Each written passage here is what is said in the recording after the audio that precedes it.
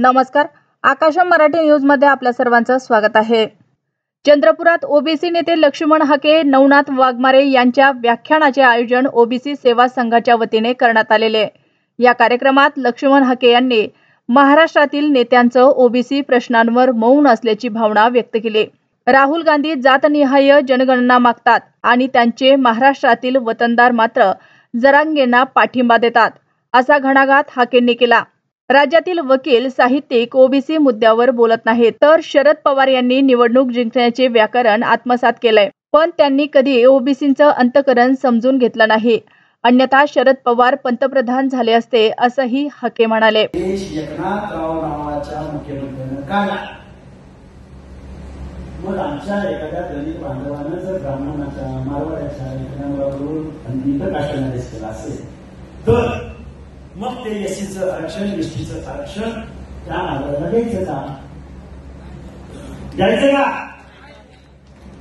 सोया संबंधानं जर रिझर्वेशन द्यायची वेळ माझ्या पुणे शाहू आंबेडकरांच्या महाराष्ट्रावर आली तर सामाजिक न्याय माझ्या गावगाड्यातल्या लोकांना भेटल का? काय म्हणजे सगळे सोयरे, सगळे सोयरे, सगळे सोयरे. किती घटना विरोधी वागताय, किती घटना विरोधी काम करताय. या सगळ्या गोष्टींचा विचार ओबीसी करायची गरज आहे. वकील मिळाले पाहिजे. महाराष्ट्रातले साहित्यिक कुठे आहे? महाराष्ट्रातले विचारवंत कुठे आहे?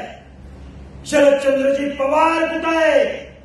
अहो पवार साहेब बोला. हे बोलून त्याचं आरक्षण आहे, आम्ही त्याचं आरक्षण आहे. पवार साहेब तेवढा शब्द येऊ द्या. पवार साहेब पुरोगामी नेता. पवार साहेबांनी काय केलं म्हणजे का? पवार साहेबांनी निवडणुका जिंकण्याचं मेकॅनिझम आत्मसात केलं. पवार साहेबांनी निवडणुका जिंकायचं व्याकरण आत्मसात केलं. पण पवार साहेबांनी ओबीसीचं अंतकरण मात्र कधी समजून घेतलं नाही. पवार साहेबांनी घटक्यायुक्त जाती जमातींच्या व्यथा आणि वेदना कधी समजून घेतल्या नाही. पवार साहेब, तुम्ही जर आमच्या ओबीसीच्या व्यथा आणि वेदना समजून घेतल्या असत्या तर या भारताचा पंतप्रधान म्हणून आम्ही तुम्हाला मोठ्या मनाने महाराष्ट्राचा पंतप्रधान केला असता.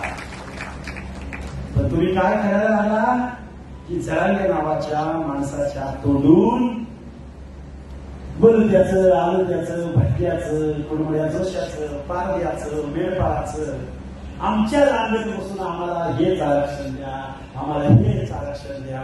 जरांगे म्हणताय ते बरोबर म्हणताय. कोण म्हणायला लागलं?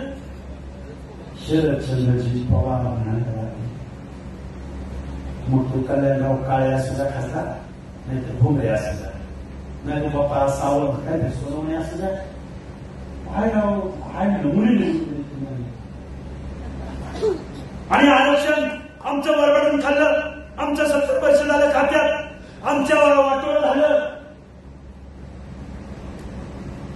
गरिबी हटवण्यासाठी सोशल वेलफेअर आहे, गरिबी हटवण्यासाठी सोशल असिस्टन्स आहे, पण आरक्षण म्हणजे सोशल जस्टिस आहे. हे आता कसं आणि कुठल्या भाषेत या लोकांना सांगावं?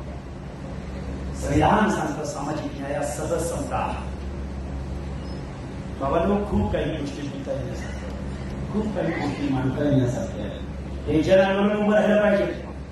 महाराष्ट्रातले जिल्ह्याच्या जिल्हे, तालुक्याच्या तालुके, 8 तालुक्यावरती डायरेक्ट आता तुला पक्ष नाही, पार्टी नाही, ओबीसी वर्सेस मराठा 8 जिल्ह्यामधलं वातावरण आहे. पण त्या वातावरणाला मॉरल सपोर्ट करणं हेच माझ्या विदर्भातल्या नेत्यांचं काम आहे. पण हे नेते पुढे कुठे येताना मला दिसत नाही. खेदानं नमूद करावं असं वाटतोय. काही लोक घेतात पडली. मी सगळ्यांना नावं नाही ठेवणार.